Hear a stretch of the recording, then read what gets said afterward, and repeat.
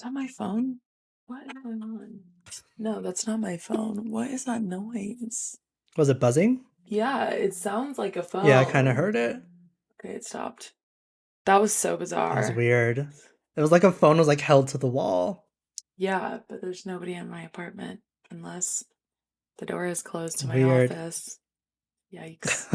Well, at least we're recording, so we have video proof if something happens. That's true. It'll be like one of those like scary movies where like the monster comes out of the corner and you're just like, Brooke, turn around. And I'm like, what are you talking about? God. I'm a blonde white bitch, so like I'm definitely dying first.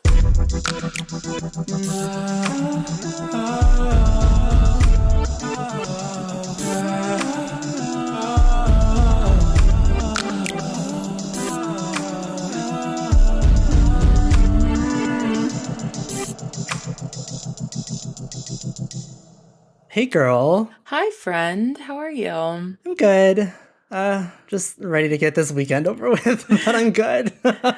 Didn't sound good, but it'll be okay. With a little bit of an edible, anything can be conquered. It is 420. So I'll be all right. We're recording this on 420. Oh, it is. Yes. It is. That's right. Oh shit! I bet that dispensary is going to be a bump into. I gotta see if they have any sales.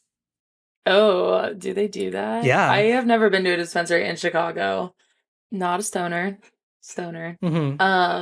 But I want to say stoner. I just like true. to like. I'm so type A and like uptight about shit. Like I need to fucking chill. Like me and Barbara Streisand, we just need to fucking chill out in this world. Firstly, I would like to acknowledge that apparently my Duolingo habits are taking over my life. When I got to like the 5th page of search results for this case, they suddenly were all in German. Weird. This case is not in Germany. It's in Oklahoma. Yeah. And I don't understand because like my German's okay. I've been doing it. Last night was 290 days of my Duolingo streak. So like, oh shit, good for you. I can order a schnitzel and a beer, but like that's it. I'm not just gonna like start randomly doing this podcast in German. Yeah. So I would be so lost. Yeah, well, I was just like, like I recognized like the first few words of the sentence, and I was like, this is in English, and then I was like, that is so why weird. Is this all in German? And then I like typed it into like podcasts, like the Apple Podcast app to see if like maybe weirdly there was like a German podcast that covered this case or whatever. Nothing came up. There was only one other podcast that had ever done an episode on this, so I don't know. Weird. Very bizarre. So Caren Muriel Linquity, I think that's how that's supposed to be said, was born on July 15th, 1949 in Jamaica, Queens, New York to Charles Gerard, I think, Linquity and Gertrude Sue Bailey Linquity. She was married twice before, once to a man with the last name Williams, which I believe was the father to all 3 of her children because they like mention him a couple of times through the case. Okay. She definitely has 3 kids. Couldn't confirm though if they were all from the same husband. Honestly, this case was not the easiest research or the best research for any of our cases. Surprising, like it wasn't that long ago. The actual murder, we'll see, happened in 1992. So like it's 31 years ago, and which like isn't that long ago, and it happened in like Oklahoma City. It's not like it was in a weird remote place or like another country or whatever, but there just wasn't a ton of information, so I don't know. All 3 of her kids still lived in New York, and Caren worked as a bill collector for a credit adjustment firm in Oklahoma City.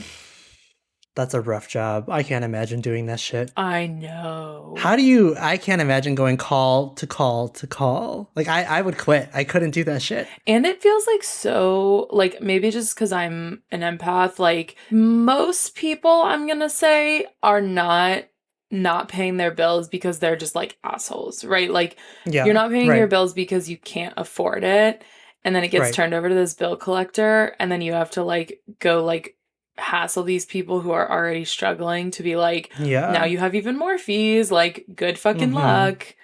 Right. I wouldn't be able to do that. So in December 1987, she married Christopher Campano, who was a son of one of Caren's best friends who introduced them. Chris was 15 years younger than Caren and only 23 when they got married, which is quite an age gap. Yeah. And like, I again, we've talked about this before. It matters at what stage you are in life. 23 Yes. to that would make her 38. Huge difference in stages of big life. difference. So this was Chris's first marriage, and it was Karen's third. Chris works in construction, and they lived in the northwest Oklahoma City neighborhood of Crestwood at 2533 Northwest 18th Street, where it was noticed by neighbors and friends that they argued a lot.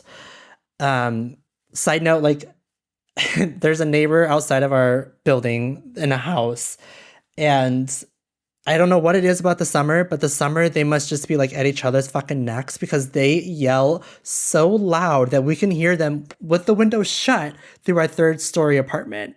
The other night they were yelling, and I looked at Christian. I think it was a weekend, and I was like, "Oh fuck, they're starting this early. It's only spring." But, like, usually, like, summer, like, they're constantly going at it. It's so sad. It's the heat because it was so nice last week. Yeah.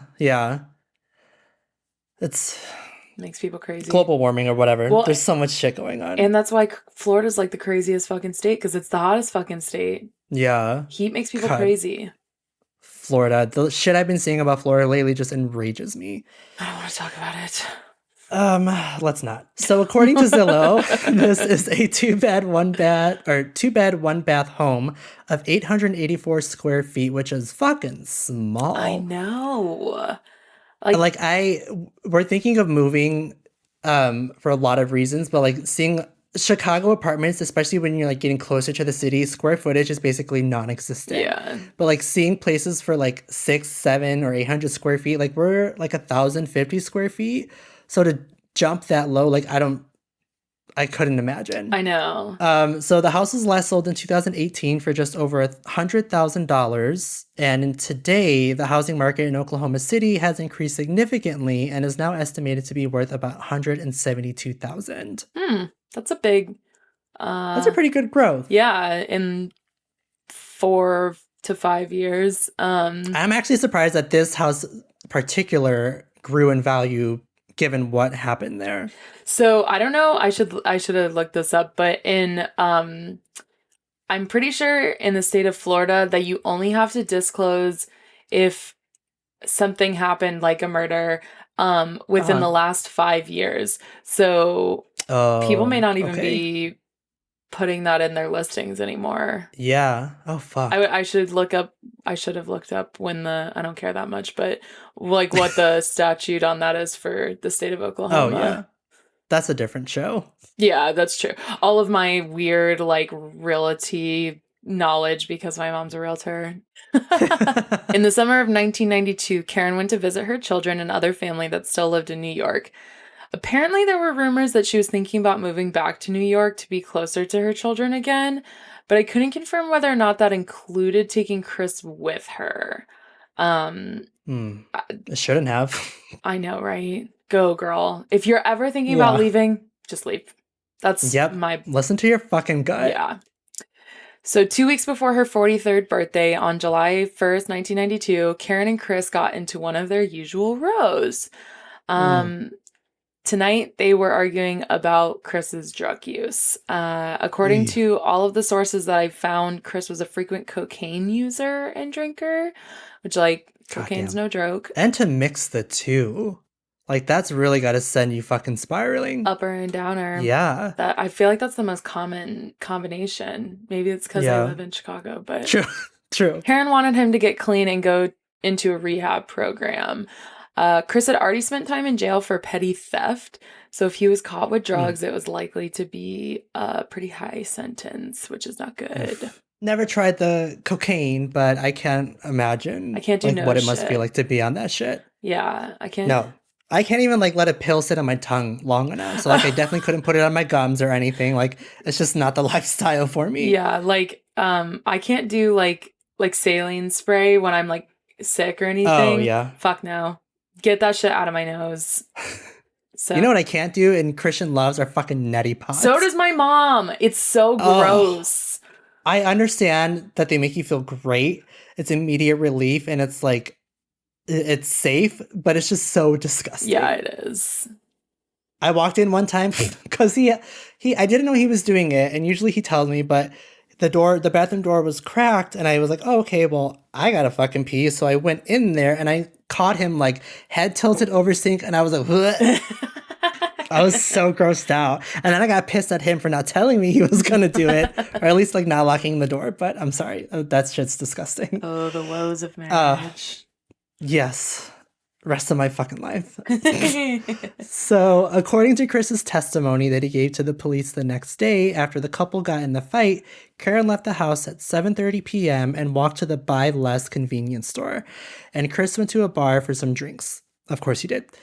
Staying until about midnight. So the next day, Chris had tried to call Caren at work, but was told that she had never reported or showed up to work. He called the police to report her as a missing person, and when he called to make the initial report, he told the police officers that they had been burgled the night before while he was still at the bar. The police came to survey the scene and get information from Chris about his missing wife, and noticed explicitly that the house did not appear as though there had been any burglary the night before. Also, if they were burgled the night before, why didn't he call then? Yeah, Like the station's open 24 hours, bro. Yeah, you can't suddenly claim like, oh, well, I just didn't want to. Well, I mean, like, you can claim this, but you shouldn't claim like, oh, I just didn't want to bother anybody. So, but like now that there's this real emergency of my wife missing, now I'm going to tell you about this burglary. Like, you should have just. Well, I mean, the only argument I could see as like justifiable maybe is like, yeah, if he was coked out and they show up and they look at his current state, but like, I don't know. I agree. It's weird. I guess, but fuck this guy. Yeah. I think that this was probably the first sign that made them suspicious of Chris. That and that it's always the husband. Always. Yeah, always. The next thing that made them even more suspicious was that there was, in the couple's bedroom, next to the bed, there was a large white trash bag. And when they lifted up the trash bag, there was a huge brown stain underneath it, which like I'm just picturing. I'm sure that I saw it like more clearly in the Forensic Files when I watched it, but it's been a while. That like this gross, like beige 90s carpet. Yeah. And then just this big brown stain on it. The whole thing is disgusting. Oh God. So he was probably trying to hide something with that 100%. trash bag. Why's your trash bag not in your trash can?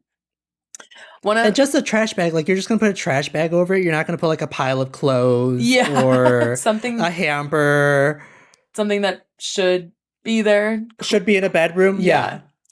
So one of the forensics guys had something called a hemistick, which looks a lot like the little pH strips that you use to test in like high school science class, or to test your pool if you grew up in Florida like me. So they transferred some of the substance from the stain on the floor, added distilled water to it, and let it react. If it turns dark green, it's positive for blood. And I thought that was such a neat little trick for them to have on hand, especially in 1992. That is very cool. The entire evolution of like where we've come from to like with cases where there's been no abilities or for DNA or whatever, like so much shit that was missed, but like the entire evolution of DNA is just so fucking cool. Yeah. Or DNA testing. We've always had DNA, you idiot. Yes.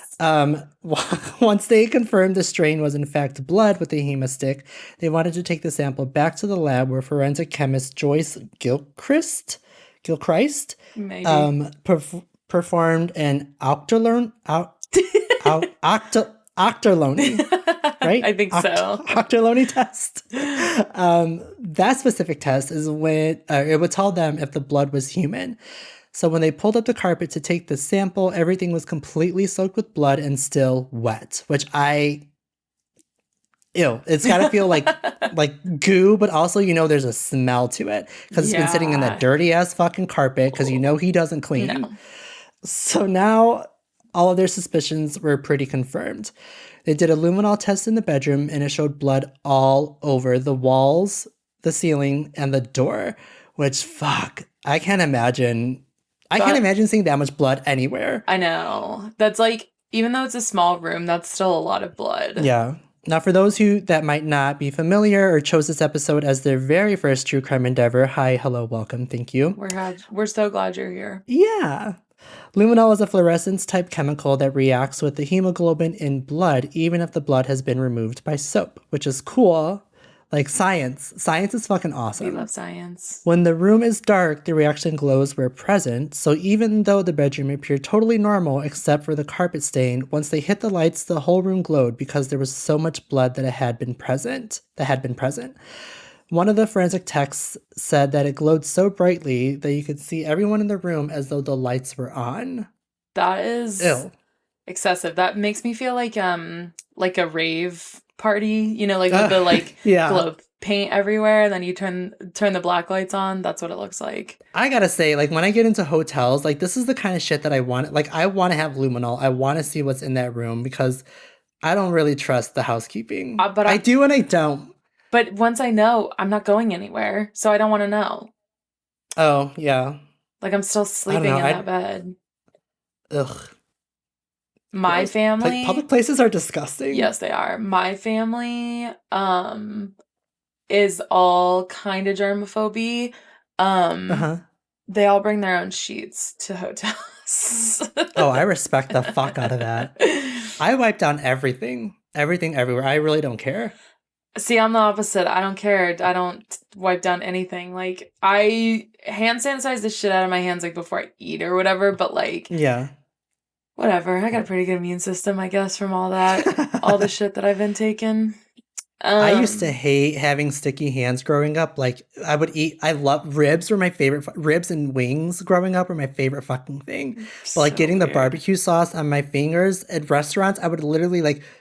spiderweb my hands and be like, I have to go wash my hands and go to the bathroom, come back, eat, and like keep doing that. Like, I hate oh my god my hands feeling dirty. So yeah, I wiped down everything. Friend of the show, Brittany, are probably our biggest fan. She refuses to touch pizza. She always cuts her pizza with a knife and fork and knife because she cannot touch it. Oh, Brittany.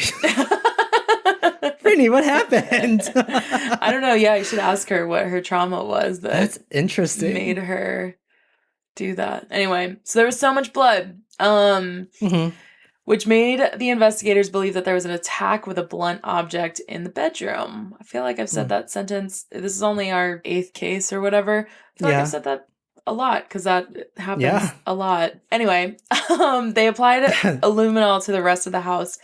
And it showed blood in pretty much every room. And then also on the steps outside, the walkway, and the driveway. Which, like, Jesus. What the fuck? Wow. In the bedroom, there were 2 cast-off trails that showed that a blunt object had been covered in blood and swung, casting the blood off of the object onto the ceiling and walls. This meant that there were at least 3, like, giant hits. God damn. Then they took a piece of the carpet from the original carpeting in the home and simulated a human head with a weight and how much blood it would have taken to recreate the stain. The stain was 887 square inches, which is enormous. That's like almost the same size as the house, but in inches instead of feet. And it used 1,300 to 1,400 cc's of blood, which apparently cc stands for cubic centimeter. I had to look that up. Oh, I always heard like cc, like 10 cc stat, whatever. Apparently it stands for cubic centimeter. Oh, cool. To recreate the stain. So by the amount of blood that it would have taken to create the stain, they estimated that a person of Karen's size, which she was a tiny lady, would have lost about 40% of her blood supply from that head wound, which is so much. That would have absolutely killed her, and that gave them the confidence that someone had died in the bedroom. They just couldn't prove it was Caren yet. So, in order to prove that Caren was the one who had died in the bedroom, they needed to do a DNA comparison with the blood in the sample. The easiest comparison to the blood would have been if they had both parents' DNA, but unfortunately, Karen's father passed away in 1978. Since they only had her mother's DNA, they used that, her two sisters, and her 3 children. Which, good on them. Like, they really rallied the fucking troops to get this done. I know. Her family seemed so close. They also used her ex-husband / the children's father to determine which DNA came from him for her children. They looked at the band patterns on 4 different chromosomes to match everything and prove that it was Karen's blood. Now, for a jury, this might make the evidence a little bit more circumstantial, but it's still very solid evidence. Yeah. They also found her blood on the bedpost, which they believe she fell and hit her head after the initial blow. Other investigative efforts included interviewing the bartender at the bar Chris said he went to. She testified that she never saw Chris that night, even though she saw him often. Additionally, they found receptionists. Additionally, they found receipts in the house that Chris had pawned Karen's jewelry the morning after her disappearance at 10:43 a.m., which is not even a full 24 hours after she supposedly left the house. Ugh. So obviously it's all looking pretty fucking bad for Chris. But like the similarities between this and like the Hella Crafts case, I know, is so wild. Or like even oh my god, the fat fucker who was into the sex room. Yes. Loosely with Jane Bashar, only because of like the whole bar thing, but like, yeah, weird. No, I know. When I read that, like, she hit the bed after the initial blow, I was literally like, hello, Hella? Like, yeah. So weird. Hello, Hella, my... What's that song? Hello, darkness, my old friend. Oh, I was like, I don't know where you're going with that. Sorry. Stupid. So yeah, everything's looking pretty bad for Chris. Good. 8 months after Karen's death in March 1993, Chris was arrested for the murder and to be tried without the body or the murder weapon. He had no alibi for the evening. The argument that the neighbors heard, the pawning of the jewelry, and all of the forensics gave them probable cause to arrest him. The prosecution believed that Chris had hit her initially, knocking her into the bedpost, then struck her at least 2 more times, causing the cast-off pattern on the ceiling and the walls. God. He may have gone to the bar for a short period of time to wait for nightfall, but after he believed that all of his neighbors were asleep, he carried her body out of the house, knocking her extremities into the walls on the way out, tracking the blood into the other rooms that they saw with the luminol. Oh, God. Once he got her to the door, he had to put her down because he was weak from all the drugs and alcohol, even though Caren was, like I said, very petite. Once he set her down, he dragged her body to the car to dispose of her somewhere else. God. What a fucking scumbag. I have nightmares about hitting a deer because like where I'm from in Florida, there's a lot of deer just like on the sides of the road. And I've had this nightmare since I was like 15 years old of like hitting a deer and having to like move it off the road. Oh, God. I couldn't do that. Yeah, I couldn't even drag that animal off the side of the road, let alone my spouse of several years. Like, yeah, so disgusting. I would probably leave the car there and let the fucking deer drive itself home or to the hospital. Like I couldn't, hurting an animal, like I know it's not like intentional, but like that shit just, like it was hard for me to watch Don't Fuck with Cats, but like I can't imagine actually hitting an animal. Oh my God. So obviously so much planning had to go into Chris's actions, and it was obvious that it wasn't an accident.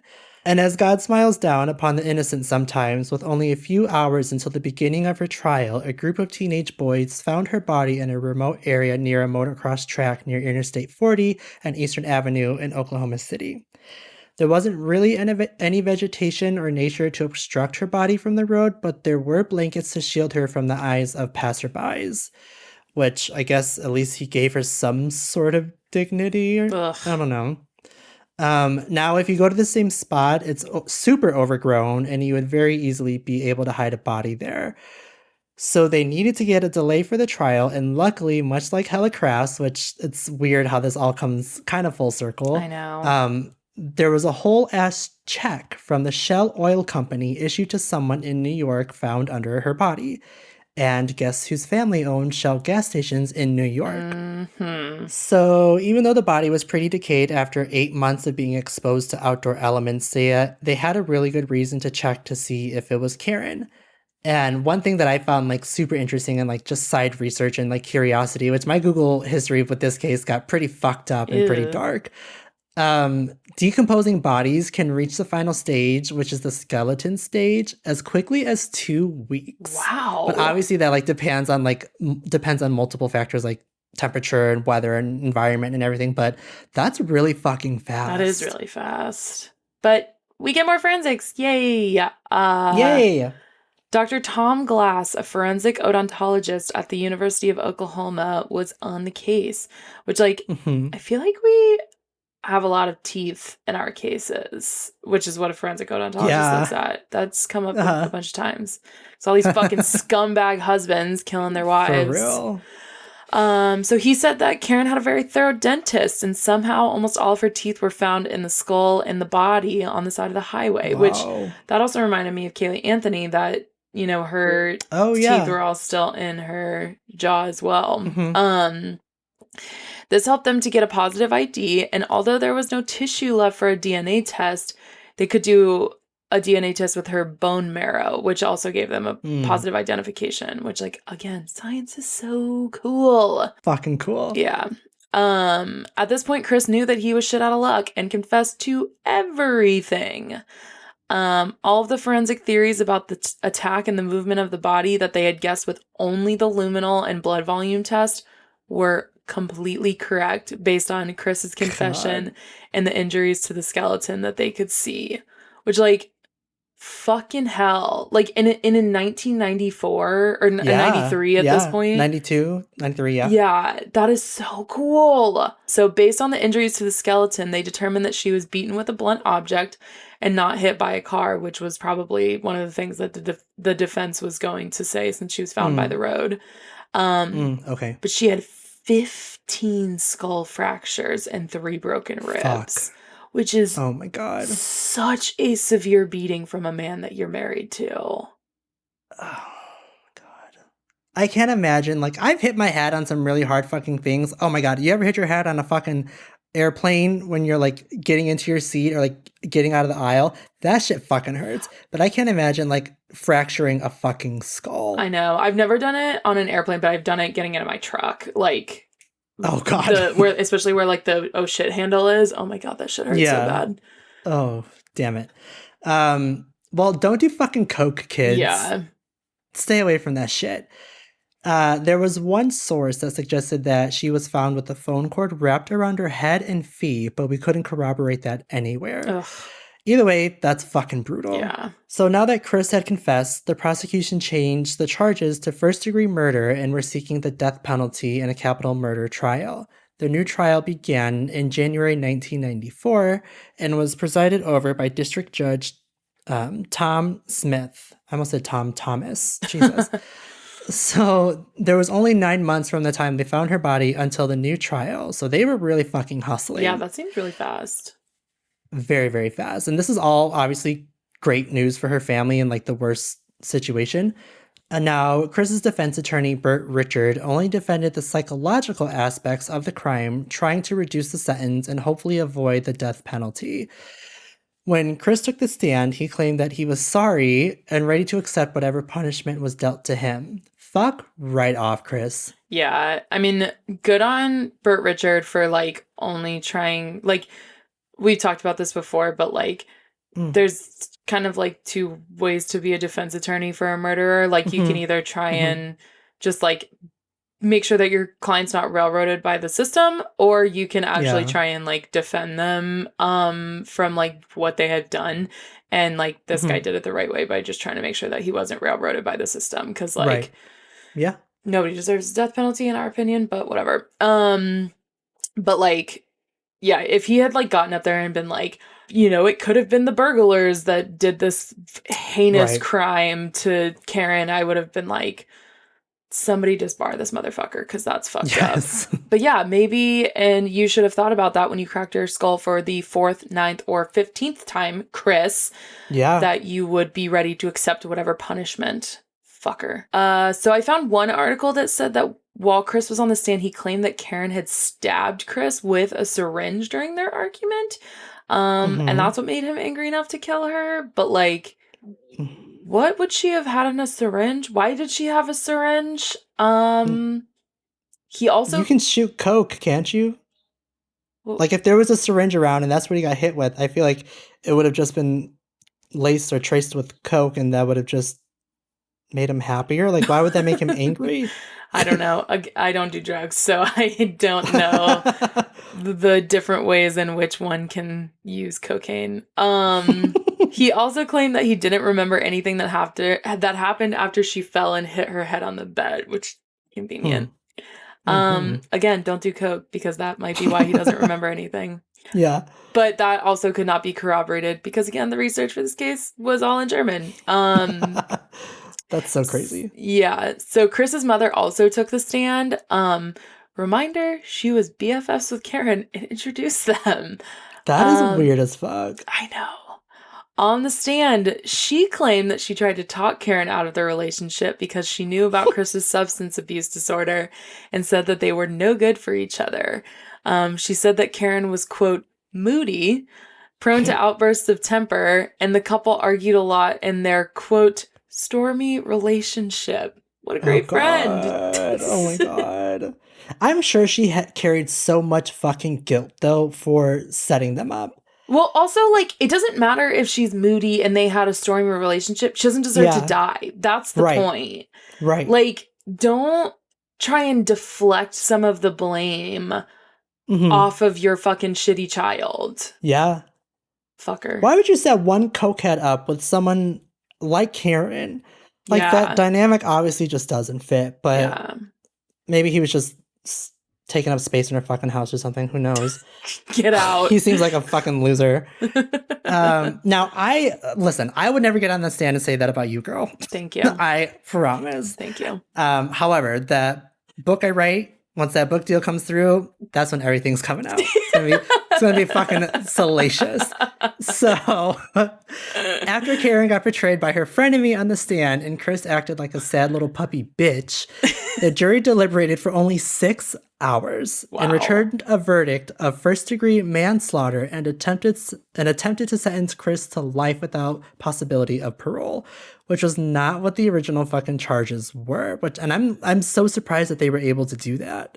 I know. I don't know if that's like a state-to-state thing that you can like just change the charges. I've never heard of the jury coming back with different charges. Like, did they graduate law school in those 6 fucking hours? Like, what the fuck happened? Oklahoma's fucking wild. Yeah. But still, I guess this is better than the death sentence. Yeah. So the judge did come back, though, and say that life without the possibility of parole did not align with Oklahoma's sentencing laws, and they needed to change it. Now, in a very strange turn of events, the jury foreman, or the head juror, tried to withdraw from the jury. I've also never heard of this fucking happening. Yeah, why is this, like, whole sentence, or, like, deliberation just a fucking disaster? Right. So the judge literally rejected the foreman and from doing that, though, and made them resentence Chris. So they eventually decided on 1,000 years in prison. That is so long. What if there was a way to, like, actually make people live out their full sentence? Like, he just kept withering away for 1,000 years, but was never let out of jail. I love it. So miserable. I love that. He would be like, what the fuck is that guy's name in Pirates of the Caribbean? I've never seen. Orlando Bloom's dad. He's just like withering away on the boat and he like can't get off and stuff. Or like that old lady in SpongeBob where she's literally just like a fucking spinal cord. Chocolate! Just so fucking miserable. Yes. Anyway. So Chris was also convicted of burglary and concealing stolen property for pawning Caren's jewelry. And after those charges, carried a sentence of 20 years to life. So 1,000 years feels pretty appropriate to me. Yeah. But, yeah. After the sentencing hearing, everyone was leaving the courthouse, and poor Caren's sister, Arlene Linquity, chased after Chris's family and screamed at them, He'll never get out. I'm going to show up to every parole hearing. You lied about my sister. You lied. Oh my Which, like, God. feels so bad for her family. Yes. That's like the worst thing about these cases, right? Is the family that has to live on.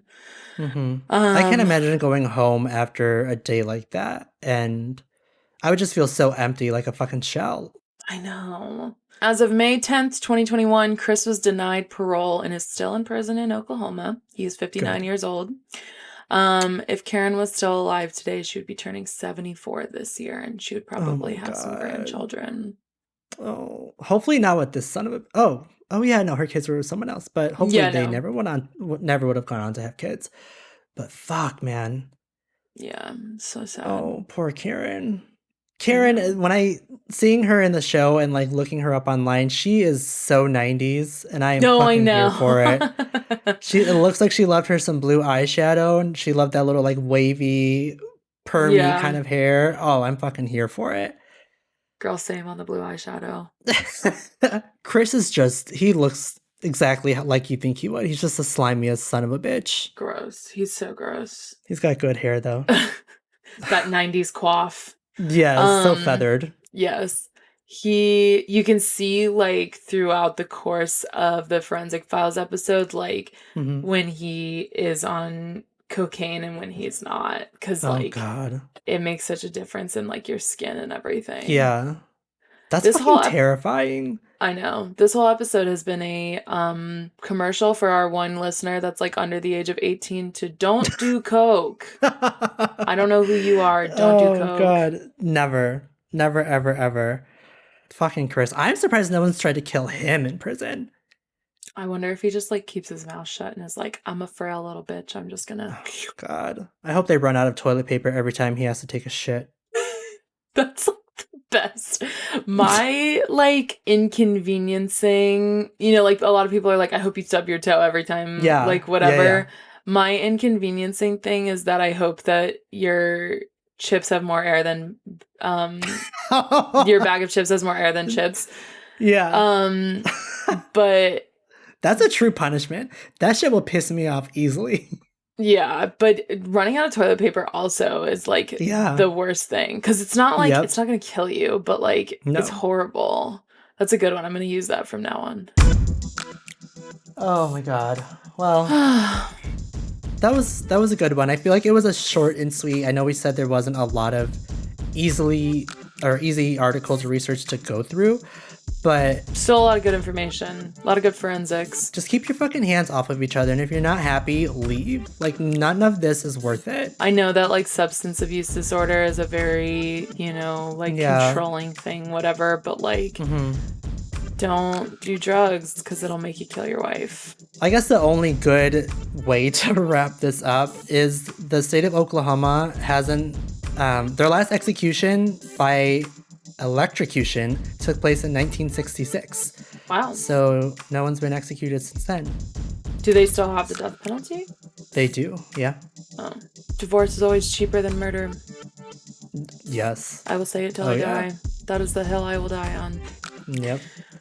Or just don't get married. Just be by yourself. Save all your fucking money. As the person who's literally getting married in 6 months. Listen, there have been so many days where we've looked at each other like, do we really want to fucking do this?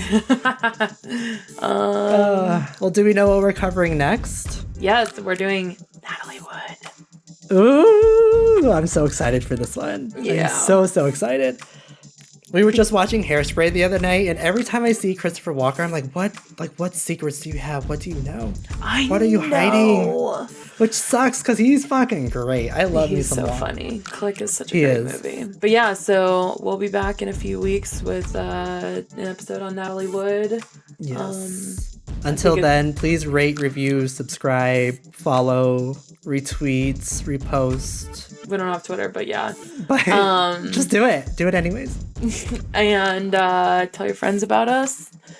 And email us if you have a suggestion or a comment to @yournextpod@gmail.com. Or you can just slide into our DMs on Instagram. That seems to be a hot trend. But we're on Instagram @yournextpod. Where can they find you? Yeah, I'm @Brooke Bovier. on technically all the things, but I really only use Instagram. I'm on Instagram at Emilio R. Ybarra. Yeah. Don't do coke. Follow us. And we'll see you next week. Beware. Or 2 weeks. You're next. Woo! I love it. I love it. Okay. Bye, guys. Bye.